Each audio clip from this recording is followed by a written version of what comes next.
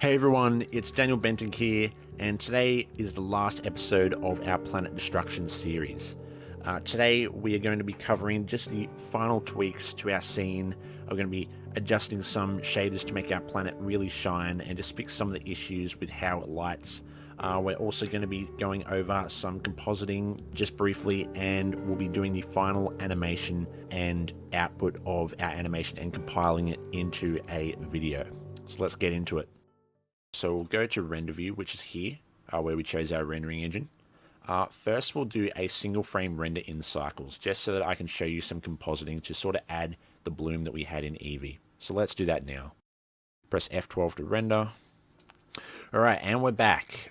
So that took 92 seconds to render in cycles. I did adjust my samples here, so I turned it down from 256 down to 100 because I didn't think I really needed that much for the scene. And just lowered my total bounces a little bit. But yeah, so that was pretty quick, but keep in mind that is one frame. If you were to render out all 500 frames, that would obviously be 90 seconds times 500. Okay, we will work on denoising it, so let's go over to the compositor now. We'll actually just close our other windows and click use nodes. So that will add in our render result and our output here. And what we want to do is actually add in an input viewer node, or output viewer, sorry. So plug that in, and then I'll just turn on our backdrop. So that's what that viewer node has done. So with our backdrop checked in this top area, we plug in our viewer and we can see our image in the background. Alright, so if we just go over to this panel here and change to the view section, we'll see a zoom here for our backdrop, which is checked on at the moment. So if we just make this smaller, there we go, it zooms out our background image so we can see it a bit better. There we go. So what we want to do first is I'm actually going to add in a filter denoise. So this is Blender's cool denoise node, which it's had for a little while now. So yeah, now we can see it's a bit smoother. So let's actually zoom in and see what that's actually done. Alright, so we'll click our denoise, press M to mute. Yeah, you can see our noise. It's a bit speckly here, especially in the clouds. If we just turn that back on, yeah, you can see it's gotten rid of our noise. It does blur it a little bit. That's just one of the trade-offs of denoising, but it does work pretty well. There aren't a couple other methods in Blender, so if you go to your rendering panel here on the right, there's also denoising here, and there's a couple methods that denoise while it's rendering. But I like this node because you can sort of just render everything out, and then you can add this on afterwards. So anyway, let's add in some bloom, which is what we wanted, because EEVEE, we had some nice glowing effects for our flames, but we don't have that here in cycles. So let's just add in a filter, add in a glare, plug that in. We'll just get that in our viewer as well so we see our backdrop change. And then, yep, that's our streaks. We want to change it to fog glow. And there we go. Yeah, it looks pretty cool. You can, of course, change the size. We could make it bigger. There we go. I think 8's fine, though. You can also mix it, so take it to the negative, then it sort of lowers it, and it's -1, it like turns it off. But then +1 is sort of just the glare effect on its own. But I'll just leave that at 0 because I think it looks okay. You've also got things like quality here. I'll leave mine at medium. And I think that's alright. But yeah, now that I've shown you that, I'm actually going to change back to EEVEE. So let's actually set our output for that. So we'll come back to our viewport, split off our screen again so we have some workspaces. I'll go to my image editor actually. Now I'm actually going to go to my render panel here and change back to EEVEE. There we go. I think I'm actually going to lower my render samples a little bit. So something like 42. I think that's all I'll need. Actually, no, I'll go down to 32. There we go. Alright. So I'm just going to go into rendered view. Alright, we're back. That just took a couple minutes to build again. So this is our EEVEE look. As you can see, it looks pretty good. So let's actually tone up the samples and see how we go. Actually go to 0. Take a look at what it looks like.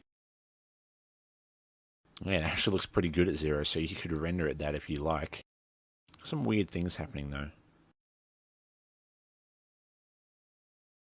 Alright, I think maybe I forgot to do something with our Veroni. Let me just go back to the shader.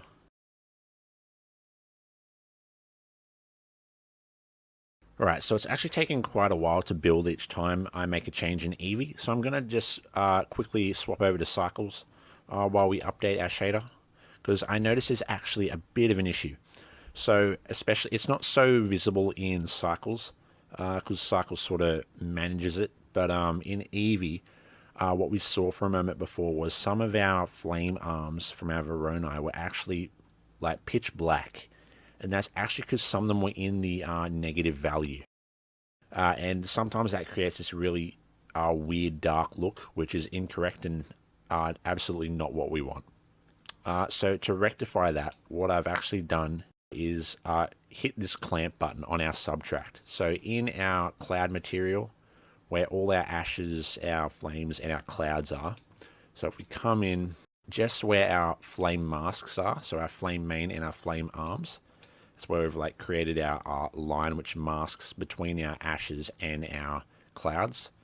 We get our subtract at the end of each of those masks, and we hit this clamp checkbox.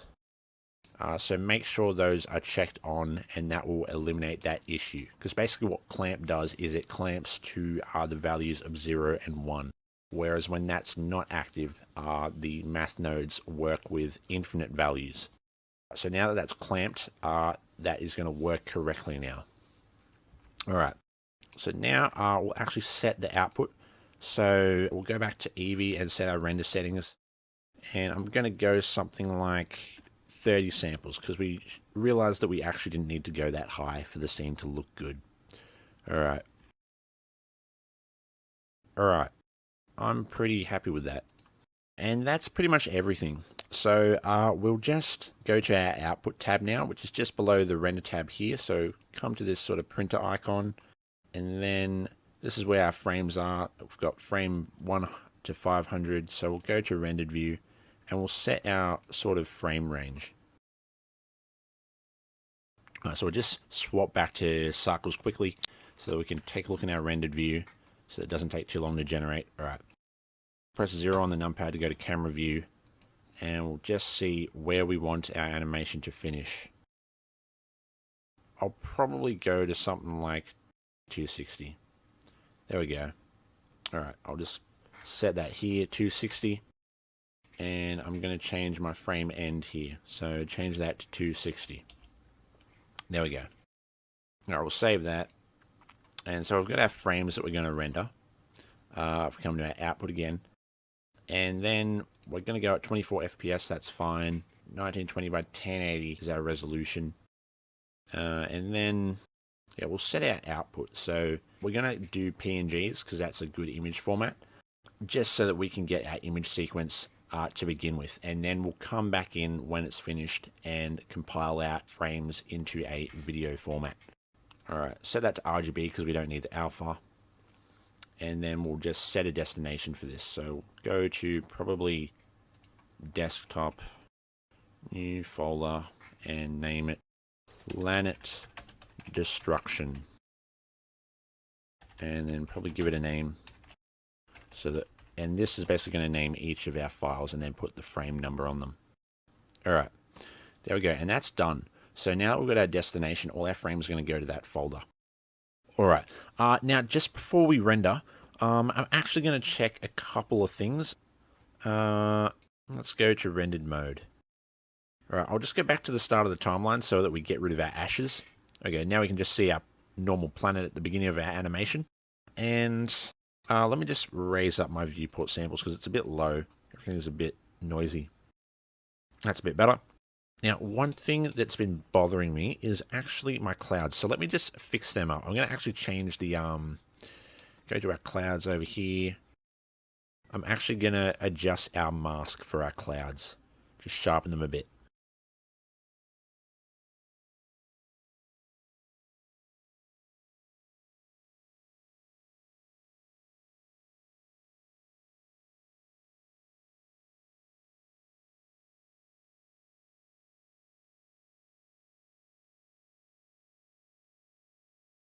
Alright, so I've just adjusted my mask, bringing it in a little closer so that my clouds are a little sharper. And I've also just adjusted one of my noise textures to change the pattern a little bit. And I think that's okay. Maybe a little sharper. There we go. Alright. And the other thing I'm going to do is I think my clouds are a little too close to my planet. So I'm actually just going to go to my wireframe, zoom right in, and I'm going to scale my clouds up. So if we just select, let's get our cloud selected, I'll just select my planet for a moment so you can see. So that's our planet, and we can see that our cloud layer is just a little bigger. So I'm just going to scale that up a little more. Something like that. Yeah. And what that's going to do is actually allow us to see the shadows underneath our clouds a little more. And let me actually do a test render to show you guys. So probably choose a segment, something like that. Alright, so that's just the Control B trick to mask out that bit on our camera view, and we'll let that render. Alright, we're back. So what I wanted to show you guys was the shadows that our clouds cast on our planet. So we can see our clouds over here. All the white bits are our clouds, and then our dry yellow planet is underneath.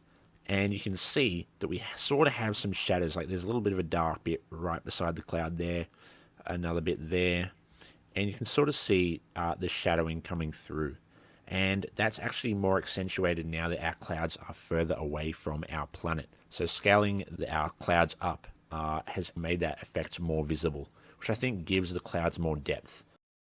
So now that I'm happy with that, I'm actually realizing now that I want to do my final render in cycles.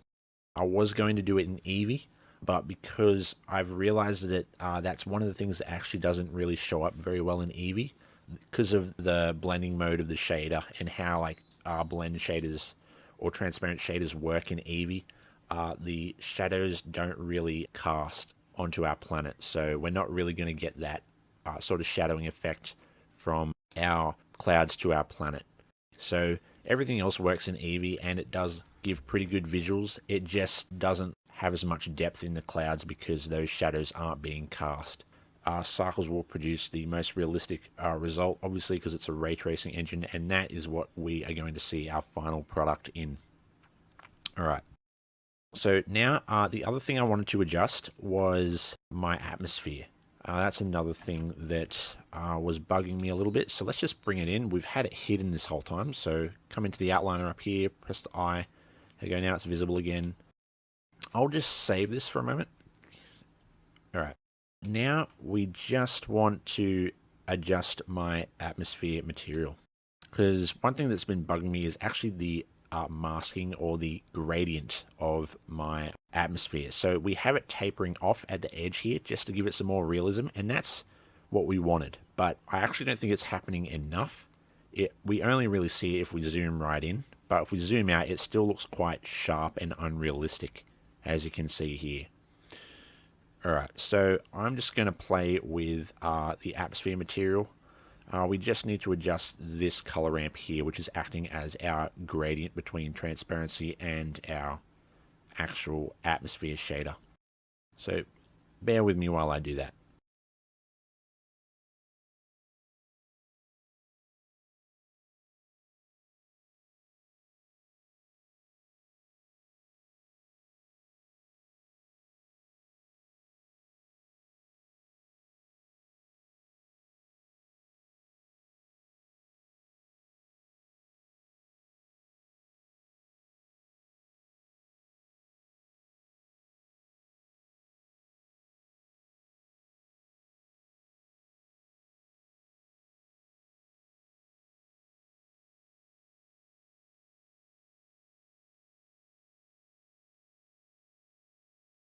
Alright, I think that's about it. I've softened it up just a bit by playing with the color ramp. Now let's render the whole thing again. Yeah, that definitely looks better. I'll actually scale up the atmosphere a little bit because I think it's a bit small. And I've actually got my overlay turned off, so I'll turn that back on. Okay, now you can see I've got my atmosphere layer selected. Now let's just scale it up just a little bit.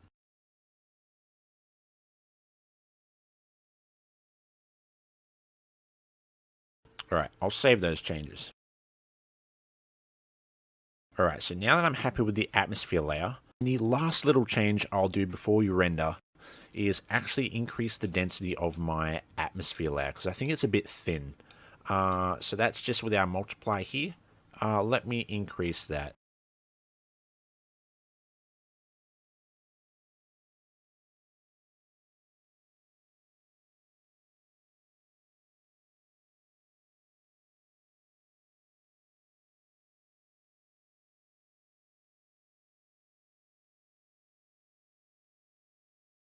Alright, I'm happy with that. We've just made it a little more dense now, increasing the multiply, make it a little more visible. And I've just adjusted the fall off a little more. So let's go to solid view. Let's turn on our overlay again so we can see our controls. And I'll just control B and mask outside our camera view so that we get our full view rendering again.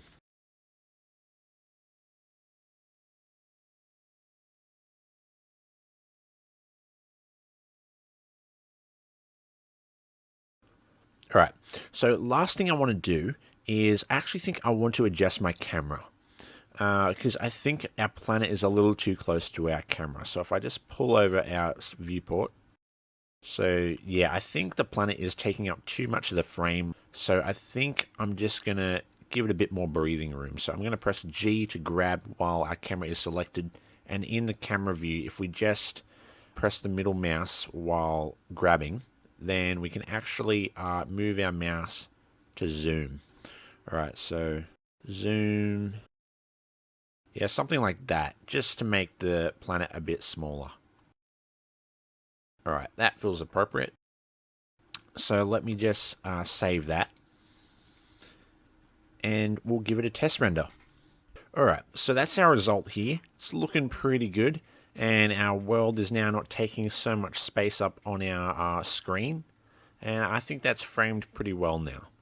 Alright, so I'll just move that to my other screen. We'll drag this section over and we'll change this to a compositor. Because what I actually want to do is I want to adjust my glare threshold right here. Because I notice I'm not really getting much glare on my planet. So let me just tone this down. And we'll wait for it. Yep, we see the glare coming up. And so we just get this bit of a glow effect from our planet as the sun's sort of hitting it and we're getting this bright light coming off our world. Alright, I'll just lower it a bit more. And I'm happy with that. I think that looks nice.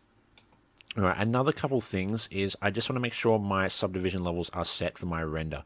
So I'm actually going to set my render subdivision levels to 2, just so that our spheres are a little smoother. Yep, this one to 2. Make sure all 3, our clouds, our planet, yeah, that's set to 2. Our atmosphere, good. It's all set to 2 now. That way our spheres are just a bit more smooth. I might tweak my cloud layer just a tiny bit more, because my mask is still a bit soft.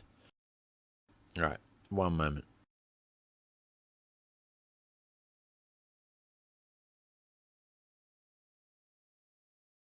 And I'll just give that a render. I'll go to my render window here, which opened up when we did our initial render, and I'll just press 2, which brings us to slot 2. So if I press 1, this is where our first render was. If I press 2, go to slot 2 automatically. And we'll just render that so that we can compare. So we'll press F12 and let that go. Oops, let me just select my whole frame. There we go. Alright, so let's do another test render. So just hit F12, and we're back. Alright, so as we can see in our render result, we've got our nice bloom effect now. Adjusting the threshold has just added our nice glowing effect to our world. I've also made our adjustments to our clouds and our atmosphere layer, which is great. But there's just a couple little issues with our lighting. And it actually is visible at the boundary where our planet shifts into darkness. So right where the edge of the light is, we can see this sort of issue where we see it get sort of darker right at the fall off point, and then it gets brighter again. And that's happening because of our cloud and atmosphere layers that are above our planet layer. And what they're doing is actually Cycles is doing what it's supposed to be doing. As a ray tracing engine, it's bouncing our light off our clouds and off our atmosphere back onto the world as the light hits it at this really steep angle as it falls off, and then it's sort of bouncing it into the dark region of the planet. But because our clouds and our atmosphere are only 2D shaders, they're only surface shaders, we're not using any volumes for this, it's sort of not doing it very realistically, because it's just getting a 2D surface and sort of bouncing it straight in, and it's not producing the greatest result. So we're actually going to eliminate this problem by using a couple tricks in our atmosphere and cloud shaders. So let's just move this render window to my other screen. All right, so we'll go to our clouds first, and we'll eliminate this brightest area first, because that's being created by our cloud layer. So there are a couple issues we need to fix with our clouds, and it's only just to do with our clouds. So this grouping here, we don't need to touch our ash or our mask up here or our emission. We just need our clouds. So what I'm going to do is I'm actually first going to fix something I should have done a while ago, because what I did was I actually mixed a translucent shader into our clouds just to make it a bit, give it a translucent quality, which is nice and all, but what I did wrong was I mixed it straight over our whole cloud shader here, and I didn't actually plug in the mask for our clouds. So now it's sort of creating a haze across our entire planet, not just where our clouds are. So I want to just quickly fix that first. And what I'll do is I'll get my add shader, and I'll just plug that straight into this mix shader and bypass this, because this mix shader here is where we're actually plugging in our mask that creates our clouds. So without that mask, it sort of just all becomes made of clouds. So if I go to render view, we'll see that without the mask plugged in, we can see that it's just all white. But now we've got our translucent mixed in, and we want that to happen before. So we're just going to move our other mix in front. I'm going to plug that into the top, and then I'll just plug that new mix shader that's at the end into where our next mix shader is, where we're adding our ashes. Yep, so now the mask is in front of everything, so now it's masking out the translucent as well. So that's just something I had missed earlier. But now let's fix the actual shadow issue, and I'll actually do that by a vector normal node. So just the normal here. We'll grab that, and let me just actually get out of render mode so that it's not slow. We just want to set up our nodes first. So we've got this. What we want to do is add in an input texture coordinate node. Alright, and we want to get the object socket, plug that into our normal, and then we'll actually get a mix shader, pull it over so we have another mix in our train, and then we'll get this transparent again and put it in here. And basically what we're going to do is make our clouds transparent when they're in darkness.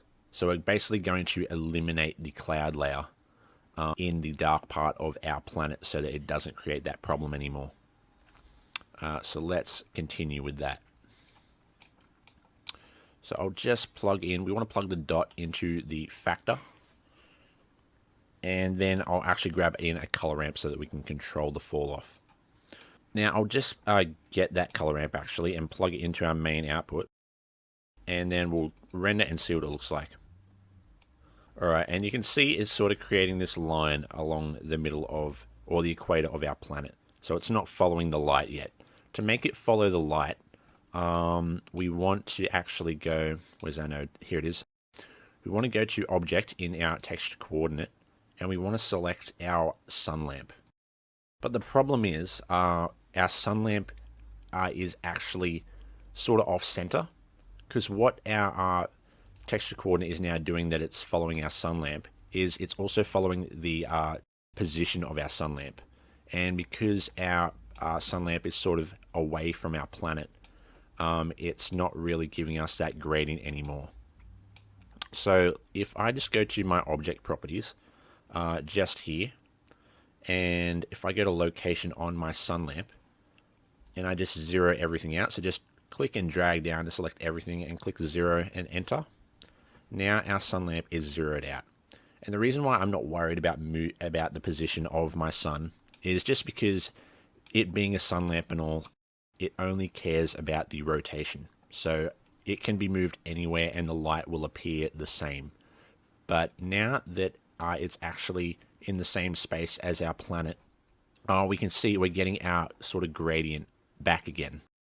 So if we go back to our cloud layer where we have our new nodes, so now that it's tracking the sun and the sun is where it should be, we can see it's tracking the direction of our sun. So we can rotate our sun in place and we can see it follows it, which is fantastic. That's exactly what we wanted. All right. So I just want to actually pull the white of our color ramp in. So we want to make it very tight.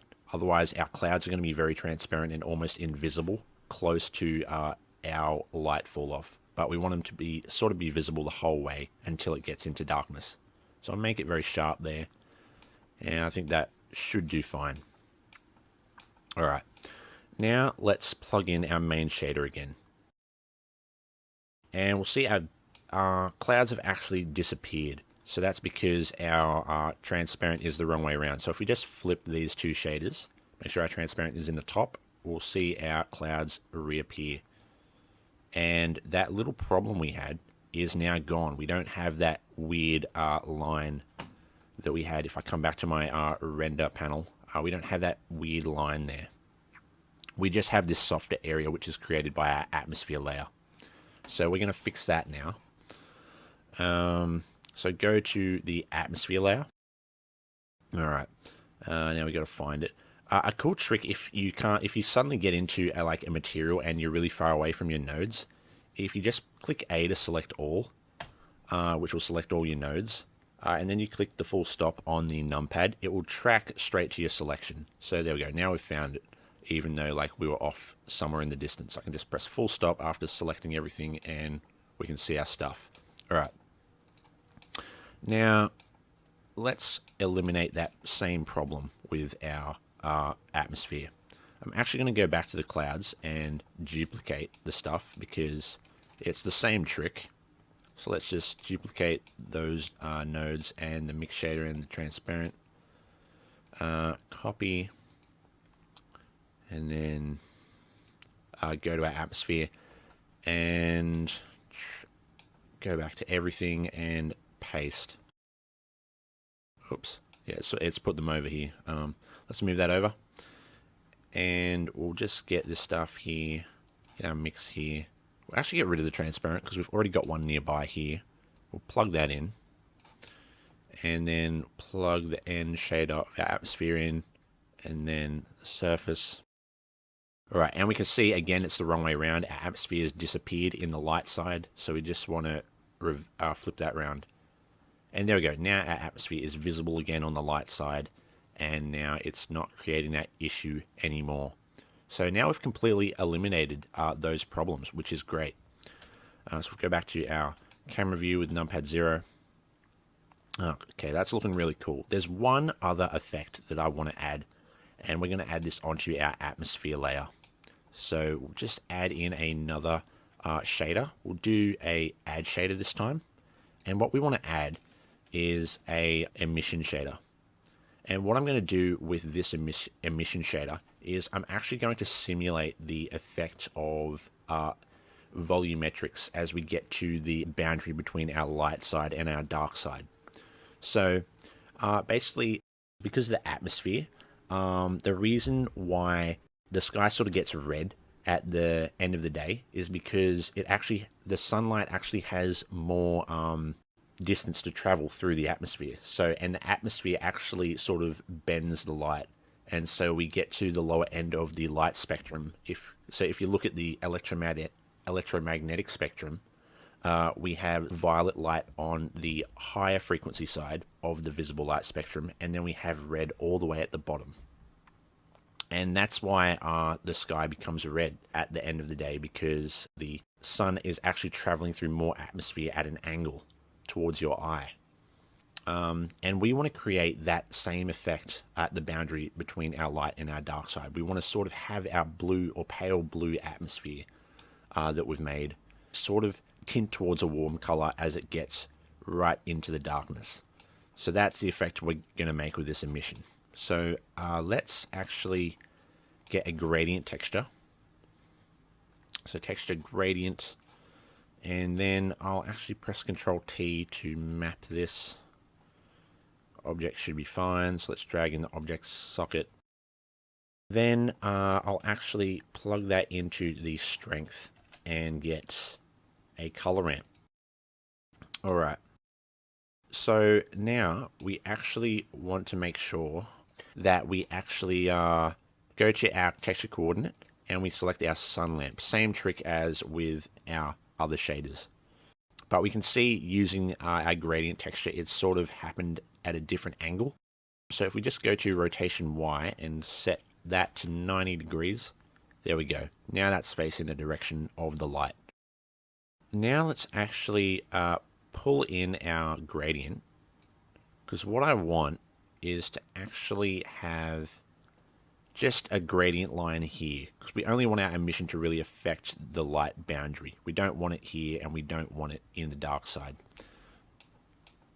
So I'm just going to play with this a bit by adding in an extra point. Alright, so let's make that black and put it on the other side. There we go, so that we've got brightness in the middle of our gradient. I'll pull that over. We'll also go to B-spline so that we can soften things up. And we'll add in those extra black points at the end so that we can fine-tune the ends of our gradient. Just pull this in so that we get that softness on the other side as well. And that's looking pretty decent. I want to make sure it's reasonably even fall off on both sides. I'll just pull it out just a little more. And don't worry if it's not perfectly centered. We'll use our mapping node to adjust the position of it. So we'll just pull it out so that we're happy with the softness. Alright, we'll stick with that for now. And if we go to location, I think location Z, location X. So just zero that out. Alright. So we'll go to 0, and then we'll just adjust this. Whoop, wrong direction, so if we go up, yeah, we'll notice it just move inwards. And I think I'll go something like 0.24. I believe we can also adjust our scale. Yeah, the Z scale sort of makes it smaller. And I think, yeah, I'll adjust that as well. So maybe something like 1.7. Alright. And maybe I'll increase this a little more. Alright. We'll see how that looks to begin with.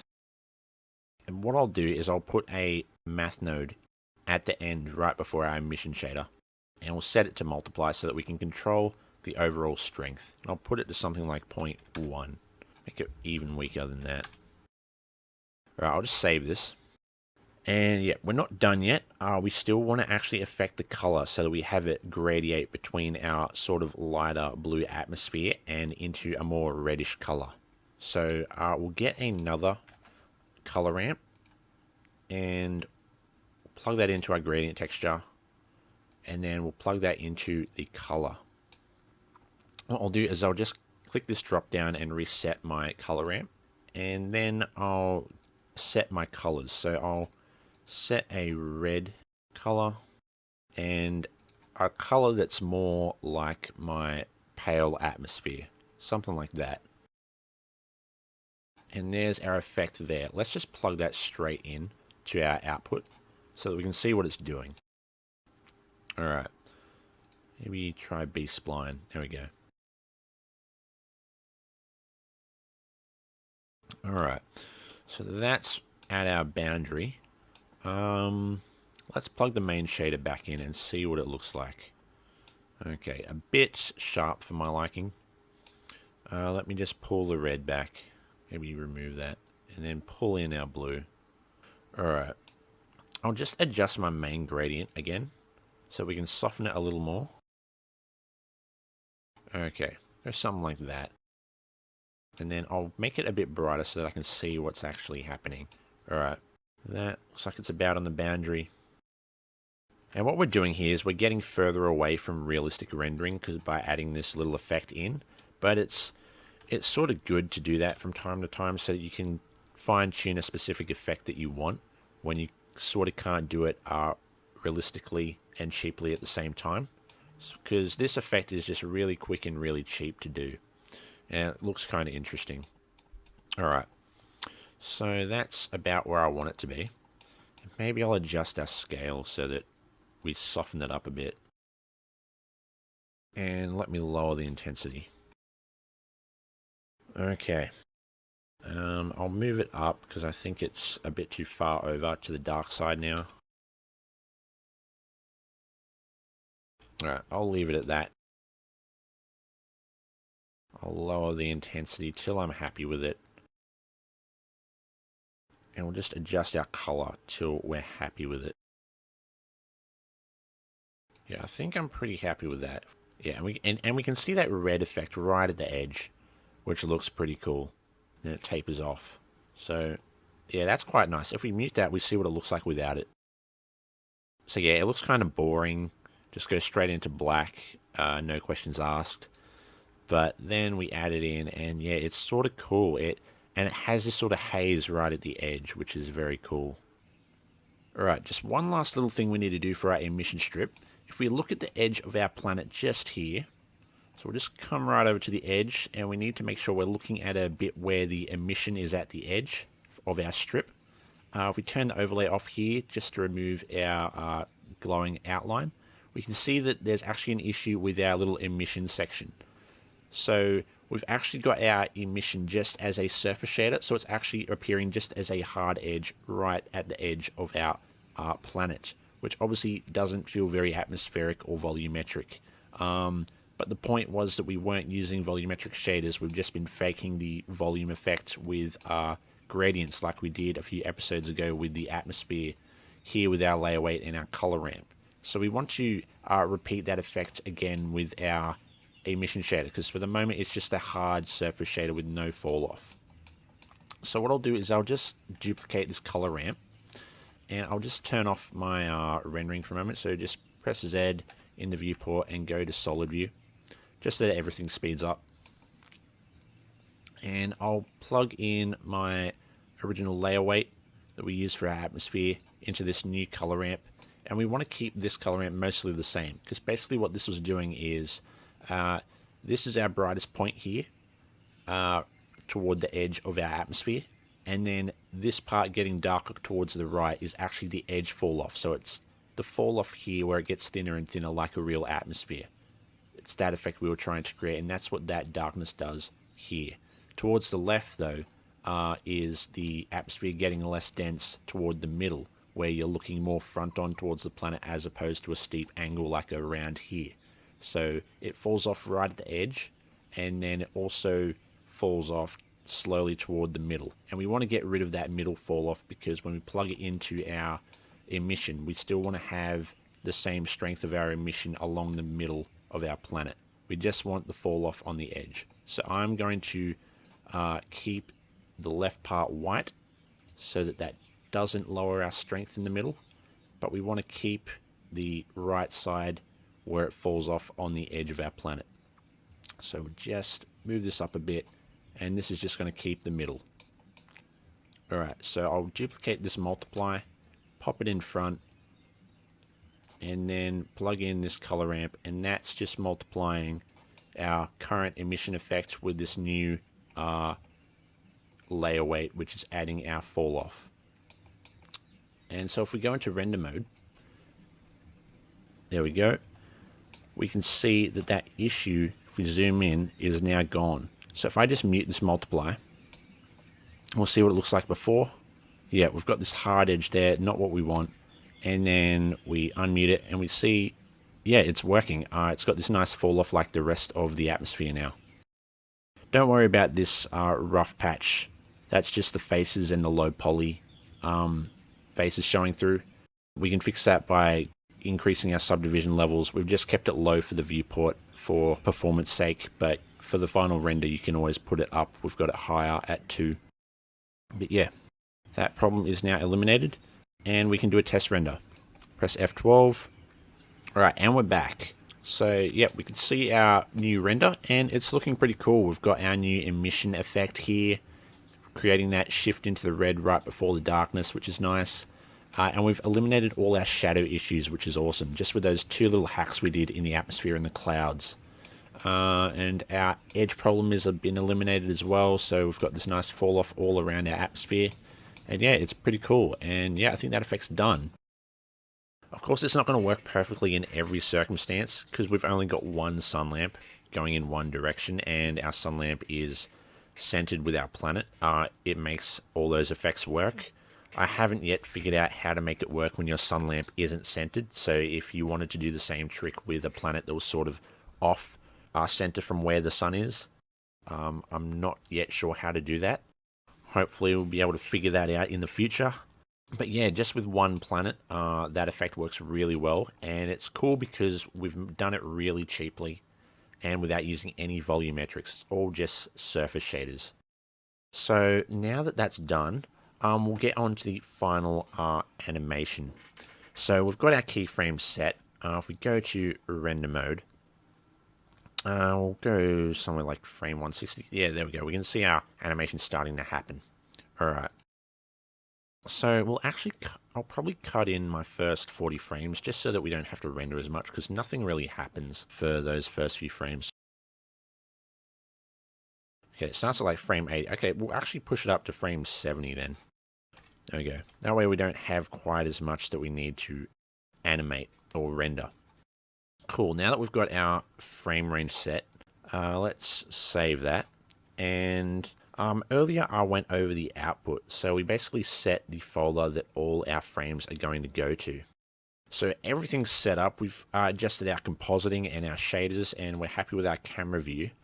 So we can now hit render, and it will render out our frames. So we go to the render button up here in the top left, and what we want is to hit render animation. You got 2 options. Render image is just going to render the current frame that your timeline is set to. So if I select render image on frame 150, it'll render that frame. But what I want is to actually click render animation, and that is just going to go all the way through my timeline, rendering each frame one by one, and it will output each of them to my output folder when it is complete. So we'll just hit that and we'll be back. Should take a while. Alright, so that's our last frame finished just now. That took a while. Obviously, it was over between like 1 minute and 90 seconds per frame. Depending on your hardware, it might either be quicker or slower. But yeah, our animation is now complete. This was the last frame we rendered out. So if we go to our desktop and we open up the place where we put our frames, which is Planet Destruction, this is where all our frames were outputted to. So we've got frame 70 where we started all the way to frame 60 where we finished. Alright, so that's great. Now I'm going to show you guys how to actually bring that back into Blender to compile it into a video format. So we'll go to the video sequencer, because we originally rendered out it just as PNGs, as single images. And that was so that if we crashed, we wouldn't lose all our previous frames, and we could just continue from where we left off. So now that we've got our image sequence, we'll click Shift A to add, click image sequence, then go to our folder, Planet Destruction on our desktop, then click A to select all, and just choose our start and end frames, so 70 and 260. There we go, and we'll add image strip, and there it is there. So if we go to this top button, we change to preview, we'll see a preview of our video. So now we'll see that it's compiled our frames into our video that we can play. So that's awesome. So if we just change this left viewport to a compositor instead, we can change what we render out. So I'm going to get an input node and get an image sequence. So we'll just choose that same image sequence again. Same folder. There we go. Now that's in. And we'll plug this into our composite. Get it into our viewer as well. We don't need any of these nodes because this is our render layout, so this is showing basically what's in our 3D scene, but we've already rendered that out into our image sequence, so we don't need to see our scene anymore. So now we just need that image sequence compiled. So we've got that just here. Now, I'll just go back to my output, and this time we want to change the output. So we originally rendered as PNGs, now we want a video format. So we'll click FFmpeg video. And then I'm happy with the settings. I'll go with the H.264 video codec. I'll choose high quality. And then actually I'll go perceptually lossless to begin with. We don't have audio, so that's fine. And now we can actually click render. So, and you can do this at any resolution. So we're still going at 1920 by 1080. And we've got our frame range here. And we'll just click render animation again. Alright, and it's scrubbing through pretty quickly. I'll just bring over the render window that it's opened. So here it is, and it's scrubbing through quite fast because it's just going through all the PNGs, turning it into a video format. Because it's already got all the frames, that's why it's able to work through it so quickly. So that'll be done in a moment. There we go. Looks like it's done. Alright, so now that should have outputted it to the same folder. We could have set something new, but I didn't. So if we go to that folder now, yeah, we'll see it's put it just here. I'll just open it in VLC. Open with VLC. Alright. And we can see it playing there. Wonderful. So that is our final animation.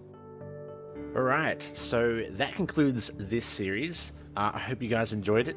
I know it was a long one. Each episode was long. I apologize for that. But yeah, that's our planet with our destruction effect fully rendered out in Cycles. So yeah, we learnt a lot of stuff. If you managed to stick around till now, well done. I applaud you. I know it was long and I really appreciate it. So if you did like it, be sure to like, comment, and subscribe. Tell me what you thought. Criticism and feedback is really appreciated. And let me know what you guys might want in the future. We might be covering more cool space stuff. I think I said I might do a volumetric atmosphere and walk you guys through that. And as well as volumetric clouds. But yeah, there's lots of stuff we could do. So yeah, I hope I was able to help you make something cool in Blender. If you did make something cool and you want to share it, I would love to see it. I'm active on Twitter. I'll leave the link to my Twitter down in the description. If you do any space renders or any animations, even if it's just a render of your planet without the destruction animation, I would love to see it either way. See all the cool different planets you guys made. And yeah, just tag me at Daniel Bentink. And if you're interested in blend files, then I have them included in a pack on Gumroad. For a small price, you can have the blend files plus some other cool stuff like HDRIs and textures made from this project. It was really fun. It took me a while to make, but I really enjoyed it and I'm proud of it. So if you want to check that out, then go ahead down in the description. And yeah, that concludes this, and I'll see you guys in the next video. Bye guys.